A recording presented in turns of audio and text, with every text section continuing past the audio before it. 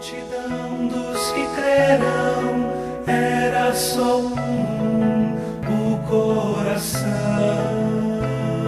e a alma, uma somente, uma semente. Irmãos, abram suas Bíblias lá na carta de Paulo a Tito.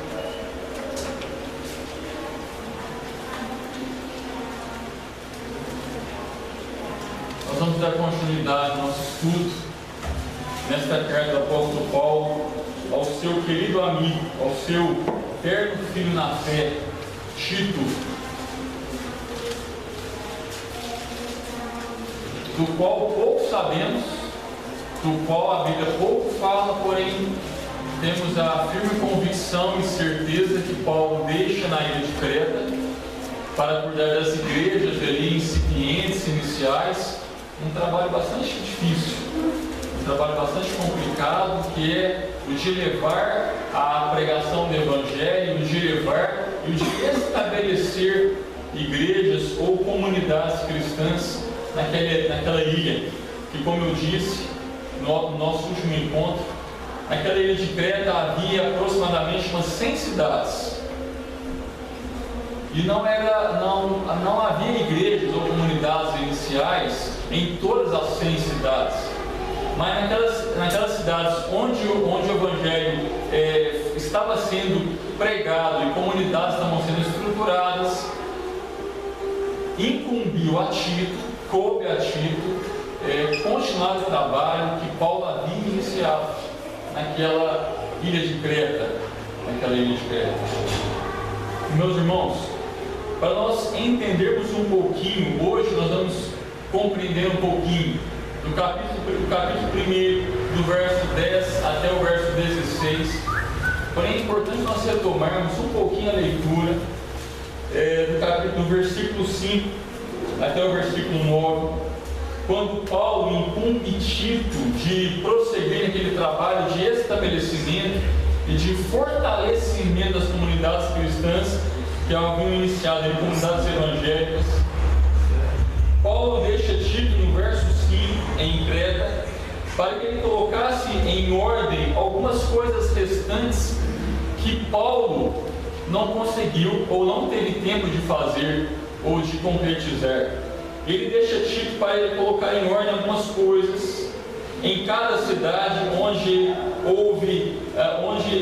teve início alguma comunidade evangélica.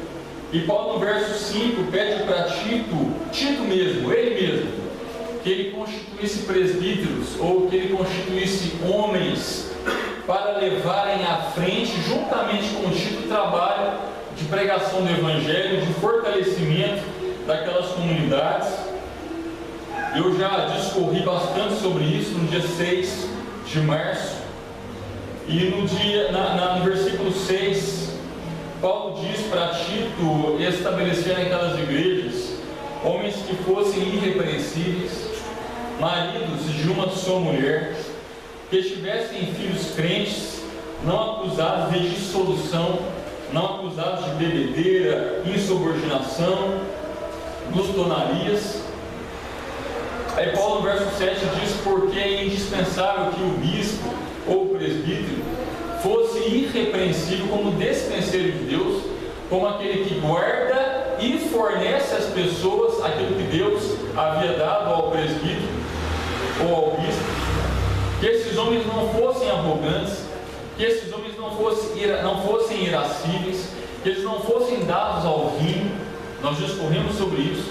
Que eles não fossem violentos, que eles não fossem cobiçosos de torpe ganância, ou seja, que eles não desejassem lucros desonestos, não sendo assim gananciosos de torpe ganância, mas que antes, que eles fossem hospitaleiros, que eles recebessem bem aqueles que estariam na região de Creta para a pregação do Evangelho, que eles fossem amigos do bem, que eles fossem sóbrios, que eles compreendessem o que eles estavam falando, que eles sejam justos, piedosos, que eles tivessem domínio próprio, que eles fossem apegados à palavra fiel, que é segundo a doutrina dos apóstolos, de modo que eles tivessem poder que eles pudessem tanto exortar, chamar a atenção pelo reto ensino, como para convencer os que contradissessem ao rico, verdadeiro e absoluto ensino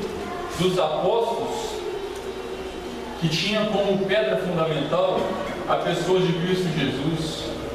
E aqui, meus queridos irmãos, a partir do verso 10 até o verso 16 do capítulo 1 da carta de Paulo ao seu amigo, ao seu leal filho na fé, Tito, Paulo demonstra a Tito nesta carta, a partir do verso 16, que ele tinha muita preocupação com as igrejas de Creta, que ele tinha Paulo não estava naquele local, por isso ele enviou a carta, e Paulo tinha grandes preocupações com aquelas comunidades evangélicas, com aquelas comunidades cristãs, que estavam tendo aquele início na ilha de Creta. E Paulo, meus irmãos, ele diz para Tito algumas coisas muito importantes, a partir do verso 10, não nos esquecendo do verso 5 até o verso 9, quando Paulo diz para Tito instituir colocar naquelas igrejas presbíteros que levassem a palavra do Senhor à frente, e que fossem homens de um caráter íntegro, que fossem homens de um caráter honesto, de um caráter irrepreensível, de um caráter bem formado com relação à fé em Cristo Jesus. E Paulo ele demonstra uma preocupação muito grande com relação a essas igrejas de Creta e com a incumbência que ele havia dado a Tito, porque no verso 10 ele diz assim: por que, Tito? Existem muitos insubordinados aí com você. Aí na ilha de Creta, nessas igrejas onde estão frutificando, igrejas que estão frutificando, que estão crescendo, existem aí, Tito, muitos insubordinados, ou muitos homens indisciplinados, pauradores frívolos e enganadores, especialmente nos da circuncisão. E a preocupação de Paulo com o crescimento dessas igrejas é que quando as igrejas crescem, junto com as igrejas que crescem também os problemas, crescem também as dificuldades, crescem também os homens e mulheres que não estão dispostos a terem um convívio harmonioso na igreja. E Paulo diz a Tito: eu estou preocupado porque existem muitos insubordinados aí com você, Tito, e nas igrejas as quais eu te incumbi de cuidar. E, meus queridos irmãos, o que são esses insubordinados ou esses indisciplinados? Meus irmãos, Paulo aqui não está falando que os homens aos quais ele se dirige nesta carta a Tito, esses homens estavam sendo insubordinados à autoridade eclesiástica de Tito. Não é isso que Paulo está falando. Paulo não está falando que esses homens são insubordinados ou indisciplinados com relação à autoridade ou à posição que Tito tinha na igreja. Não era nada disso. Paulo estava falando de homens insubordinados e indisciplinados com relação à doutrina apostólica, com relação ao ensino dos apóstolos, homens que não se subordinavam, homens que não se colocavam abaixo, homens que não se disciplinavam com relação à pregação da fé salvífica do Senhor e Salvador Jesus Cristo. Meus queridos irmãos, embora a autoridade de Tito existisse, embora aqueles homens olhassem para Tito e vissem que ele era alguém enviado por Paulo para continuar no trabalho, essa insubordinação era muito além de uma pessoa. Esses homens eram indisciplinados muito além de Tito. Eles não eram apenas insubordinados a Tito ou indisciplinados com relação à autoridade eclesiástica colocada por Paulo ali naquela região de Creta, mas eles eram insubordinados e indisciplinados à palavra do Senhor. Isso é muito mais grave. Muitas vezes, pastores, presbíteros, diáconos, homens de posição na igreja, eles apenas visam a que as pessoas sejam subordinadas à autoridade eles fosse algo em si mesmo, e não é. Nós não precisamos nos subordinar a homens, sejam pastores, presbíteros, diáconos, líderes, se esses homens não são subordinados primeiramente à palavra do Senhor. Pastores que são repreensíveis e que não seguem a palavra do Senhor merecem reprimendas. Presbíteros que são indisciplinados, não querem seguir ou ouvir ou dar atenção à palavra do Senhor, merecem sim exortações. O que Paulo está dizendo a Tito aqui dessa insubordinação ou dessa indisciplina é com relação a um grupo de homens que estavam sendo insubmissos à palavra do Senhor e Salvador Jesus Cristo. E Paulo continua e dizem que esses homens eram pauradores frívolos ou eram falastrões, homens que sabiam falar, homens que sabiam se posicionar, homens que eram eloquentes, que tinham uma certa eloquência, homens que falavam bem, que conduziam bem o seu falar, mas eram pauradores frívolos, ou seja, eram homens que falavam algumas coisas totalmente contrárias ao ensino dos apóstolos, ou ao ensino que Paulo havia dito e havia ensinado Tito para que ele permanecesse neste ensino. Eram homens indisciplinados, homens insubordinados, homens falastrões, homens que falavam palavras vãs, palavras que não serviam de nada, palavras que não serviam para a edificação do povo de Deus, palavras que não serviam para a edificação da igreja. Estes eram pauradores frívolos, falastrões, e diziam coisas vãs, porque não falavam a respeito da palavra de Deus.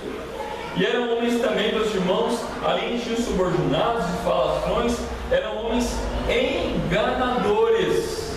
enganadores. Eu preciso perguntar algo para os irmãos: a quantas anda o conhecimento bíblico dos irmãos? Em que pé anda o conhecimento bíblico dos irmãos? Para vocês pesarem se quem está falando é falastrão ou se é alguém que prega com verdade a palavra de Deus. A quantas anda nosso conhecimento das Escrituras? Para nós sabermos se as pessoas que pregam nos enganam ou não. Meus queridos, eu não tenho a menor preocupação com isso. Não tenho a menor preocupação com isso. Porque, meus queridos irmãos, eu aqui à frente não sou ninguém além de vocês. Eu sou um irmão em Cristo de vocês. Eu sou uma pessoa dedicada à pregação da palavra, porque foi um dom que Deus me deu. Mas este dom Deus deu a vocês também. Deus deu a vocês também. A questão é, nós temos sido superficiais no conhecimento da palavra, ou nós temos nos aprofundado no conhecimento da palavra, para que nós não sejamos enganados. Será que eu aqui estou enganando vocês? Será que eu aqui à frente tenho sido, desde novembro, apenas um falastrão? Será que eu aqui à frente tenho enganado os irmãos? Como é que vocês vão descobrir isso? Se vocês estão apenas na superfície da palavra do Senhor, ou se vocês estão se aprofundando na palavra do Senhor. É assim que nós detectamos falações de pessoas sérias.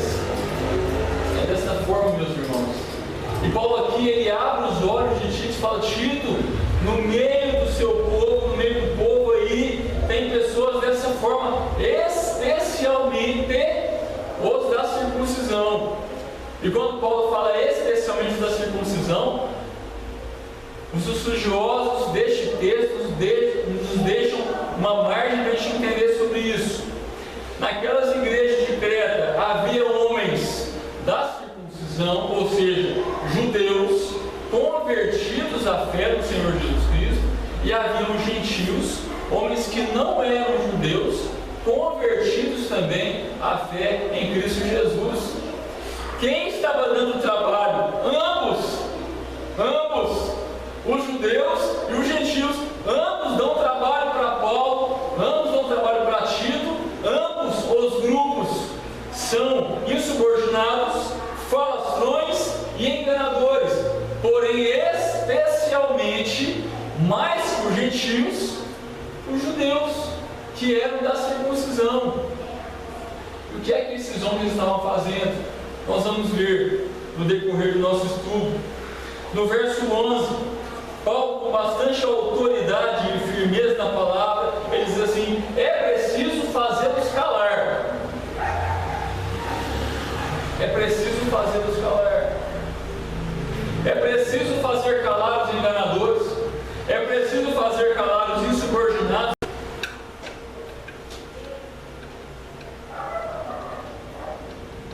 É preciso fazê-los calar. Meus irmãos, como é que nós podemos calar falastrões? Como é que nós podemos fazer calar insubordinados? Como é que nós podemos fazer calar enganadores? Literalmente tampando as bocas dessas pessoas. Como é que se tampa as bocas? Como é que se fecha as bocas dessas pessoas? Com a palavra do Senhor. Com a palavra do Senhor. Na Idade Média, quando surgiu Lutero, quando surgiu Calvino, quando surgiu Zwinglio, esses homens literalmente faziam calar estes enganadores. Bocas eram fechadas literalmente.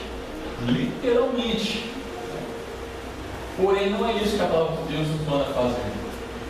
Nós não podemos literalmente colocar a mão na boca de quem quer que seja.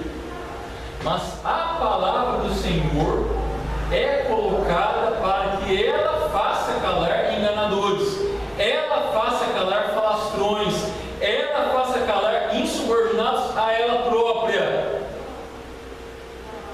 Meus irmãos, eu nunca na minha vida de presbiteriano, eu tenho 42 anos de idade, eu nunca vi algum irmão levantar na igreja e falar assim: pastor, o que o senhor está dizendo é falso, o que o senhor está dizendo não é real, o que o senhor está dizendo é antibíblico. Eu nunca vi isso em mensagens da palavra, eu nunca vi isso também com canções. Eu nunca vi o irmão levantar a mão e falar assim: ministro de louvor, parem, calem-se, vocês estão cantando aberrações. Alguém já viu isso aqui? Eu nunca presenciei um ato mais abençoado, nunca presenciei um ato tão abençoado quanto esse, nunca vi, talvez nunca veja. Alguns podem dizer: Marcelo, falta-nos coragem. Não nos falta coragem, falta-nos profundidade nas Escrituras, falta-nos conhecer com verdade e em verdade as Escrituras, para que nós levantemos as nossas mãos e façamos calar quem quer que seja, meus irmãos, quem quer que seja. E Paulo diz a Tito: é preciso, Tito, fazê-los calar, não fisicamente. Não mate essas pessoas, Tito. Não faça com que essas pessoas se caem, levando-as para o túmulo, como alguns reformadores fizeram, diga-se de passagem. Não, Tito, não faça isso. Faça-os calar com a profundidade da palavra de Deus. É dessa forma que se faz calar enganadores, insubordinados e falastrões. E Paulo continua a Tito: por que é preciso fazê-los calar? Porque estes homens, especialmente da circuncisão, eles andam pervertendo casas inteiras. Estes homens iam de casa em casa, havia igrejas, havia famílias naquelas igrejas. Estes homens, especialmente da circuncisão, eles iam de casa em casa, meus irmãos, pervertendo casas inteiras, contra a pregação dos apóstolos, contra a pregação apostólica, contra o ensino de Cristo Jesus, pervertendo, fazendo confundir a mente e os corações de famílias inteiras. Olha a gravidade da situação das igrejas de nada diferente da nossa igreja, diga-se de passagem. Aí Paulo diz, ensinando que não devem por torpe ganância. Percebam que no verso 7, Paulo diz, Tito, escolha presbíteros que não sejam dados à torpe ganância, não sejam cobiçosos de torpe ganância. Percebam que esses homens percorriam casas inteiras, as pervertendo-as, ensinando que não deviam por torpe ganância. Esses homens ensinavam, meus irmãos, tudo menos o que Tito ensinava. Esses homens ensinavam ou confundiam as outras pessoas contrariamente ao ensino dos apóstolos, por ganância. E os estudiosos desse texto não sabem dizer o que esses homens, especialmente da circuncisão, judeus, recebiam em troca. Não se sabe se era dinheiro, não se sabe se eram facilidades na sociedade, não se sabe se era o próprio status diante da sociedade. Porém, esses homens, eles andavam por essas casas pervertendo famílias inteiras por torpe ganância. Eles não pregavam o evangelho por amor, eles pregavam dissimuladamente, enganosamente, querendo obter alguma coisa terrena. Era contra essas pessoas que Paulo estava lutando nesta carta, ou nesta epístola. Aí no verso 12, Paulo continua, foi mesmo dentre eles, olha só, um cretense. Paulo chama esse cretense, este profeta, né? Eu não vou entrar nesse mérito aqui, mas Paulo chama este homem de profeta, porque para aquela sociedade, não para Paulo, mas para aquela sociedade cretense, este homem era visto como um profeta, como alguém na sociedade, um profeta pagão, que dizia alguma coisa filosoficamente falando, e essa coisa era muito bem aceita. Este homem era visto como um profeta. Eu não vou entrar profundamente nesse tema agora, mas Paulo chama este homem de profeta e fala, um dentre vocês, um cretense, assim como vocês, diz algo sobre vocês. E Paulo coloca isso na carta. E este cretense, esse filósofo, vamos dizer assim, ele diz algo do próprio povo.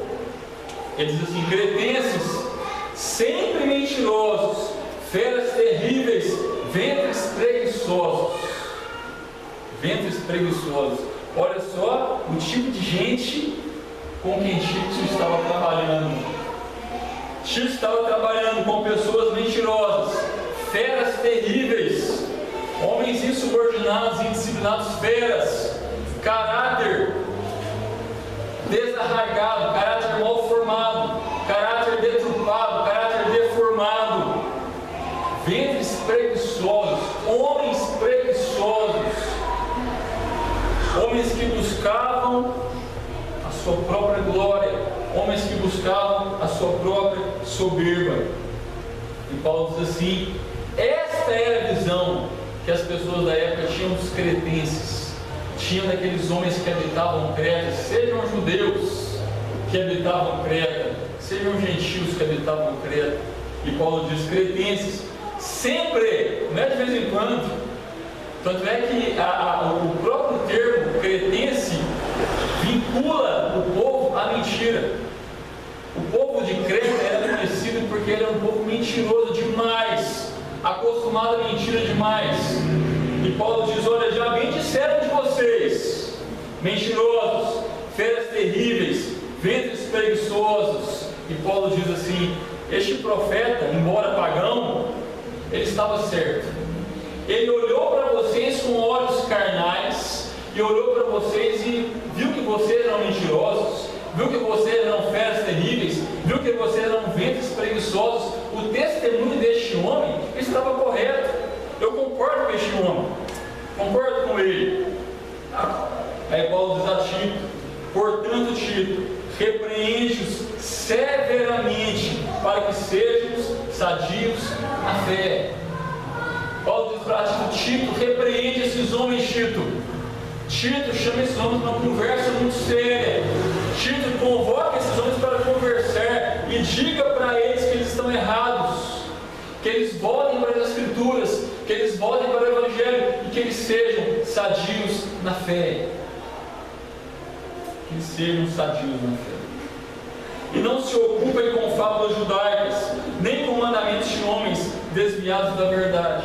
E meus irmãos, como os judeus eram dados a fábulas judaicas, como os judeus eram dados a desvios doutrinários, como os judeus tinham uma quedinha por contos de fadas judaicas, se eu puder assim dizer. Os judeus inventavam uma série de coisas. Inclusive, meus irmãos, existe algo que os judeus têm um apreço muito grande, que é chamado Talmud. Esses Talmudes que os judeus têm um apreço muito grande, esses Talmudes se parecem bastante com as nossas Bíblias de estudo. Bíblia de Genebra, Bíblia NVI, Bíblias as mais diversas de estudo, onde existem aqueles apontamentos doutrinários. Os Talmudes são isso. Os Talmudes são a Bíblia deles, o Velho Testamento dos judeus, com alguns apontamentos. E esses apontamentos são totalmente deturpados da palavra do Senhor. Por isso, meus queridos, tenham muito cuidado quando vocês forem adquirir uma Bíblia de estudo. Por favor, não comecem a ler a Bíblia pelos apontamentos. Comecem a ler a Bíblia na Bíblia. Os apontamentos são adendos. Se vocês quiserem ler, muito bem. Se não quiserem, procurem ter a palavra pela palavra. Mas esses Talmudes, havia neles alguns apontamentos que desviavam os judeus convertidos ao Senhor Jesus para fábulas judaicas, para contos mentirosos e inverídicos quanto à palavra do Senhor. E esses homens, especialmente os da circuncisão, que são judeus, eles eram homens que tinham uma quedinha por fábulas judaicas, se ocupavam disso, ocupavam as famílias inteiras, pervertendo essas famílias.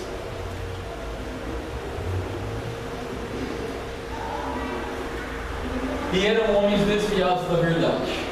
Eram homens desviados da verdade de Deus, da verdade do Senhor.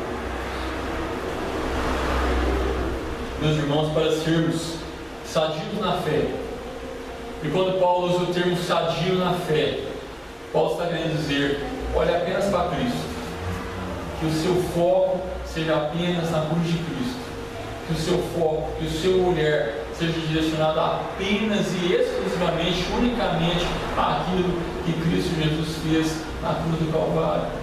O que está aquém disso é fábula, o que está além disso é fábula. Sejam sadios na fé, não se ocupem com mentiras, ou com fábulas, ou com histórias narradas ou inventadas por homens, nem com mandamentos de homens desviados da verdade. Quantas pessoas criam embaraços para nós, quantas pessoas criam mandamentos para nós, quantas pessoas criam ordenanças para nós, nos desviando da verdade. Meus queridos, precisamos ser sadios na fé. É necessário que nós não nos desviemos da palavra do Senhor com mandamentos criados por homens. Paulo, no verso 15, além dos judeus confiarem muito em Talmudes, em apontamentos, em estudos, os judeus, mesmo os convertidos a Cristo Jesus, eles confiavam muito em rituais. E os judeus gostavam muito de rituais. Muito de rituais. Hoje pela manhã, por ocasião da escola dominical, nós estudamos sobre santidade, sobre santificação, sobre consagração. E nós vimos lá em Levítico, no seu capítulo 11, em todo o capítulo, nós vimos que Deus, ao povo de Israel, naquele momento da história da redenção, que está em Cristo Jesus, Deus determina, manda, ordena que o povo de Israel cumprisse algumas determinações quanto aos alimentos que eles comeriam. Animais impuros, que são esses, não comam. Animais puros, que são esses, podem se servir à vontade. Naquela ocasião havia todo um ritual ao povo de Israel, para que eles não se contaminassem e para que eles mostrassem às nações que os circundavam que eles eram um povo diferente, que eles eram um povo que cumpriam as ordenanças de Deus. Só que esses rituais, após a vinda, morte de Cristo Jesus, esses rituais não precisam ser seguidos mais. Hoje nós podemos comer de tudo. Podemos comer de tudo. E meus queridos irmãos, só que os judeus que se convertiam e que eles eram alinhados aos rituais judaicos, eles se convertiam, eles traziam para a igreja rituais judaicos, e eles queriam que os rituais judaicos permanecessem, inclusive a circuncisão, que é o corte da pele, a corte do prepúcio, do genital masculino. Eles queriam permanecer dessa forma, neste ritual de iniciação no cristianismo. Mas no cristianismo nós não precisamos ser circuncidados, os homens não precisam ser cortados. Isso era do judeu, isso era do ritual judaico naquela ocasião. Após Cristo, não há necessidade mais disso. Meus irmãos, é como se eu dissesse para vocês o seguinte, para vocês entenderem bem o que eu estou falando. É como se algum de vocês que no passado fez parte de rituais de magia negra, fez parte de rituais de macumba, candomblé, vocês adentram o cristianismo, vocês vêm para o cristianismo, mas vocês trazem junto a vocês patuás. O chaveirinho de vocês é uma figa, porque lá nos rituais macabros, nos rituais satânicos, a figa tem um grande sinal. Tem um sinal importante, um sinal considerável, mas para nós ela é uma desgraça, ela para nada serve. É como se ela estivesse adentrando aqui com uma configuração do candomblé, querendo colocar aqui, fazendo uma miscelânea aqui na igreja, um sincretismo religioso daquilo que vocês viviam e do que vocês vivem agora. Está errado, não pode ser assim. E essa igreja também não pode, para atrair pessoas de outras igrejas, colocar aqui situações, ou colocar aqui alguns enfeites para atrair pessoas de outras religiões. Como se eu pegasse, por exemplo, uma imagem de São José, por exemplo, e colocasse aqui adentro, e nós aqui também abrimos as portas para vocês, para a igreja ficar cheia, para a igreja, para que nós tenhamos que mudar daqui rapidamente, porque nós nos utilizamos de sincretismo religioso para lotar as igrejas. Nós não nos utilizamos da mensagem do Evangelho, mas nós nos utilizamos da sabedoria humana para encher os manos dessas igrejas. Está errado. E Paulo diz contra isso a Tito. E Paulo diz o seguinte para Tito no verso 15: todas as coisas são puras para os puros. Para os puros. Os judeus tiveram vários problemas com os apóstolos de Cristo Jesus. Eles um dia falaram: olha, mas seus discípulos não lavaram as mãos para comer, né? Eles não se purificaram para comer. Aí Jesus falou para eles: olha, que se você comer com as mãos sujas, isso não vai te contaminar. O que contamina, o que está no coração do homem, sai pela boca do homem. Mas o que o homem come com as mãos sujas, não é isso que contamina o homem. Queridos, podem comer de mãos sujas. Nós não precisamos desses rituais. E Jesus luta contra esses judeus, contra esses fariseus, e Jesus cala a boca desses fariseus com a palavra. Com a palavra. O apóstolo Paulo está dizendo para Tito: todas as coisas são puras para os puros.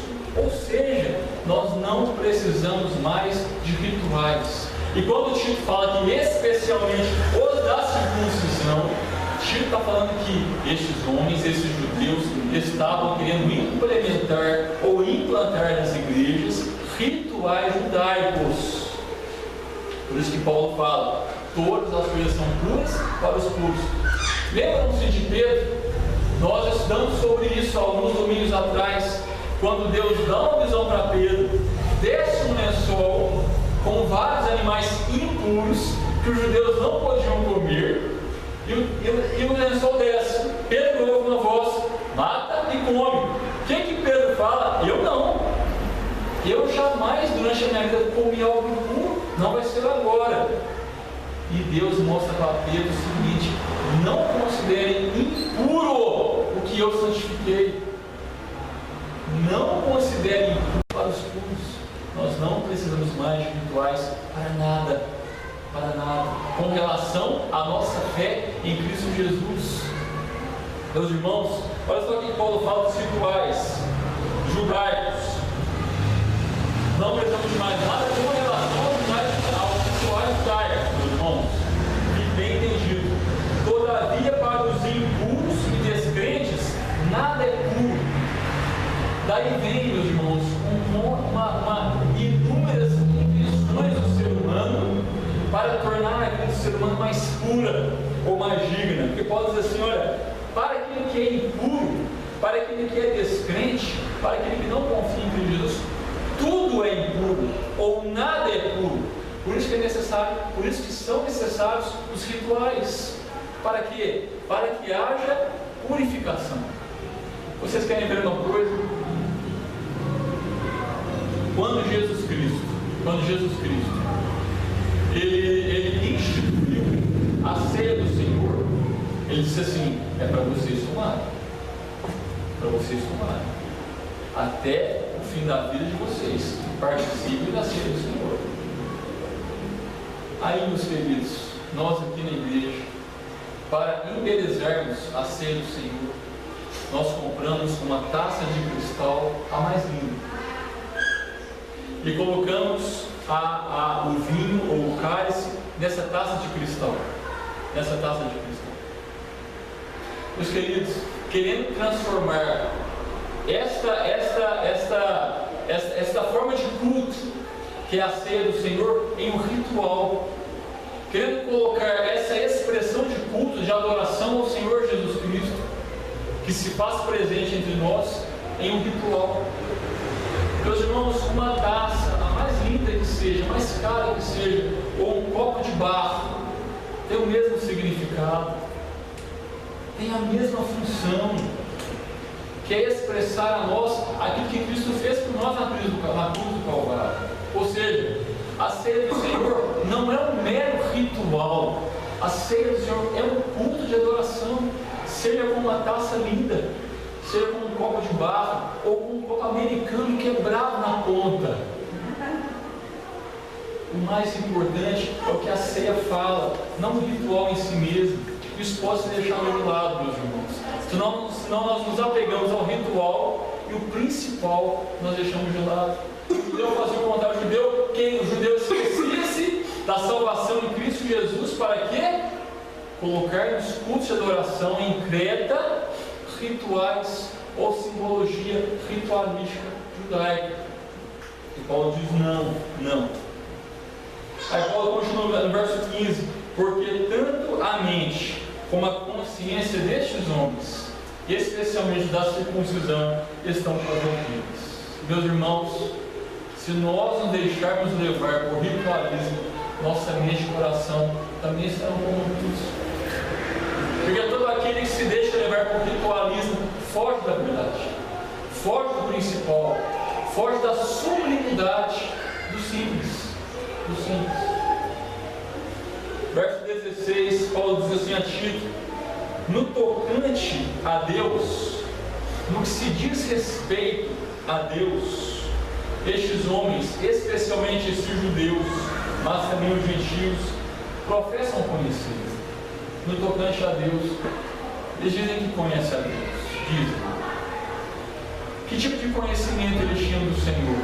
Meus irmãos, Nós lemos agora há pouco, no início do nosso dia de adoração, que os gregos, eles eram dados ao conhecimento através da intelectualidade. O grego, ele não gostava, ou ele não estava bem com efeitos sobrenaturais ou com experiências sobrenaturais. O grego, ele amava a intelectualidade. O grego amava os livros. O grego amava os estudos. Por isso que Paulo fala que a sabedoria desse grego é colocada em xeque, é colocada como sendo nada, porque a sabedoria humana de nada serve, de nada vale. A sabedoria humana não nos leva à cruz de Cristo. A sabedoria humana não nos conduz à loucura da pregação. Porém, os judeus, eles não gostavam tanto da intelectualidade, não era da cultura deles, porém era da cultura dos judeus, ou da circuncisão, experiências. É por isso que os judeus chegam para Jesus e pedem um sinal. Queremos um sinal, queremos ver. Nossos pais viram o mar se abrir, nossos pais viram o maná descer, nossos pais viram tantas coisas, nossos pais viram Moisés fazer tantos portentos, tantos milagres grandiosos. O judeu gosta de ver, o judeu gosta de experiência sobrenatural. O judeu não é diferente de nós, né, meus irmãos? Nós também muitas vezes somos enganados, ou nos deixamos corromper ou enganar por experiências também sobrenaturais. Nós nos deixamos enganar pela intelectualidade e nós nos deixamos enganar pelas experiências. Tantas experiências infundadas, tantas experiências ridículas, mas nós dissemos, tivemos experiência. E os judeus, queridos, eles diziam que conheciam a Deus, eles professavam conhecer Deus através da experiência.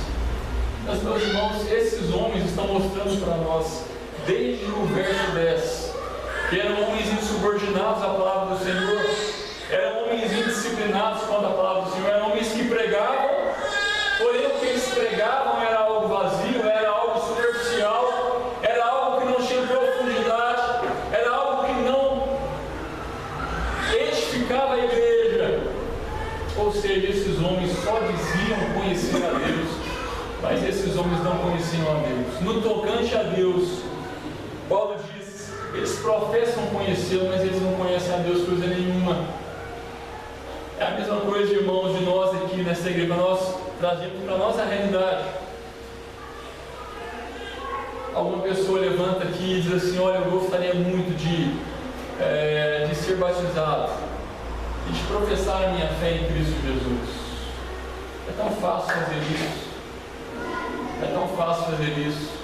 Ela passa por uma iniciação no que se diz respeito ao conhecimento da inicial da fé em Cristo Jesus. Porém, essa pessoa ela pode enganar o professor, ela pode enganar o pastor, ela pode enganar a si mesma, e no tocante a Deus, ela vem aqui à frente, diz aqui, eu professo com a minha boca que eu creio em Deus, que eu creio na pessoa de seu filho. Pode dizer isso. Meus queridos irmãos, isso é muito sério. Isso é muito sério. Porque quando nós professamos, que nós confessamos a Deus, que nós conhecemos a Deus e que nós confessamos Cristo Jesus, isso é muito sério. Será verdade isso? No nosso íntimo, será verdade isso? Será que no tocante a Deus, nós temos conhecido a Deus de verdade? Será que no tocante à pessoa do seu Filho, nós temos professado que Ele é nosso Salvador verdadeiro, real, único, absoluto? Será que no tocante ao Santo Espírito de Deus, nós também temos confessado que é Ele quem aviva, nós cantamos isso, que é Ele quem aviva a nossa memória para nos fazer lembrar os ensinos de Cristo Jesus, ensinos desses dados pelo Pai a Cristo. O evangelista João nos fala isso. É tão fácil enganar, mas nós não enganamos ao Senhor em maneira de hipótese alguma. Aí Paulo diz o seguinte, olha, eu sei que eles professam a Deus, Entretanto, contudo, essas pessoas o negam por suas obras. Nós vimos aqui hoje, meus queridos irmãos, pela manhã e agora à noite, que o Senhor Deus Ele é santo, Ele é santo, Ele é santo, Ele é santo. E o Senhor Deus, Ele nos chama à santidade, Ele nos chama à consagração, Ele nos chama à separação do pecado, Ele nos chama à luta contra o pecado, Ele nos chama a uma guerra ferrenha e renhida contra o pecado. E nós sabemos que esta luta,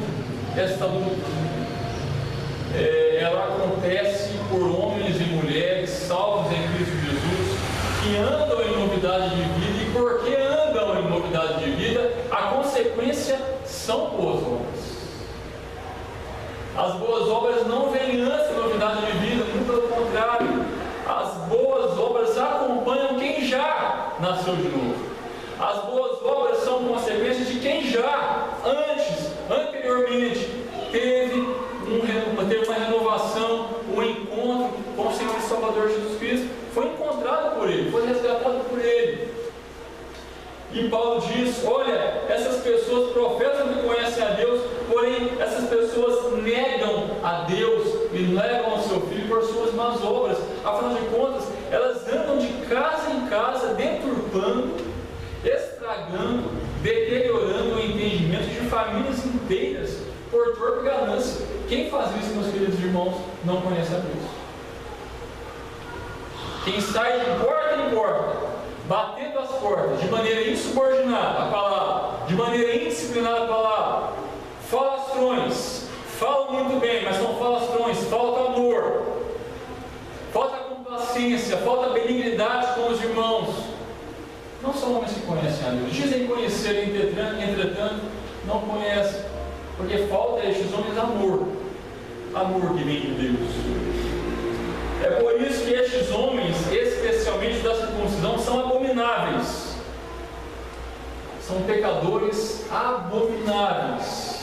abomináveis, desobedientes e reprovados para toda a boa obra.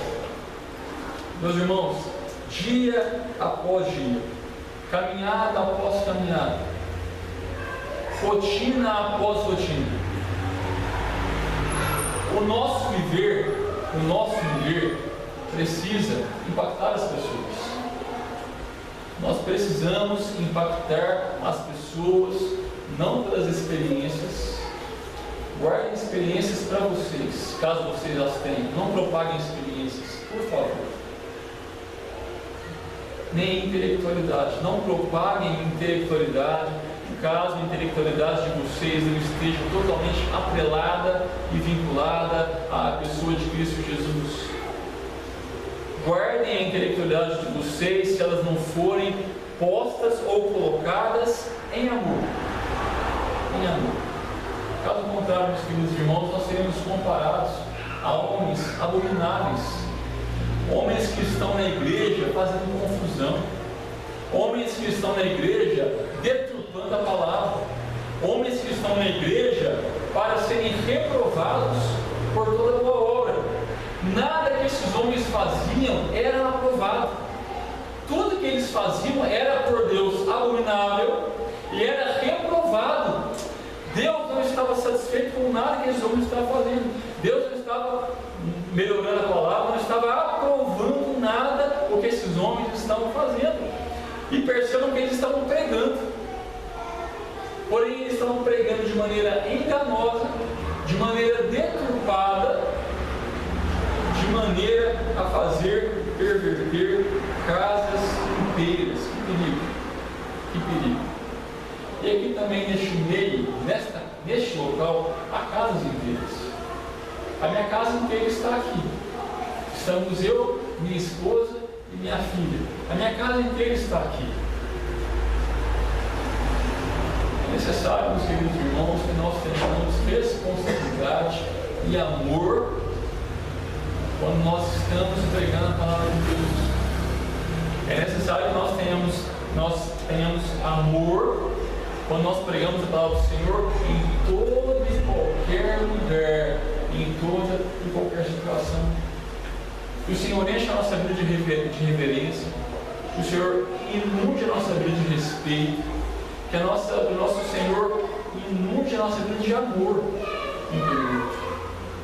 Eu disse algo hoje pela manhã, quem estava aqui ouviu, vou repetir algo que eu disse para nós finalizarmos esse primeiro capítulo da carta de Paulo a Tito.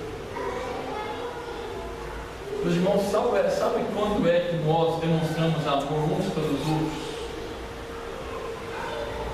Quando nós nos olhamos e nós não criamos expectativas de santidade de um para com o outro.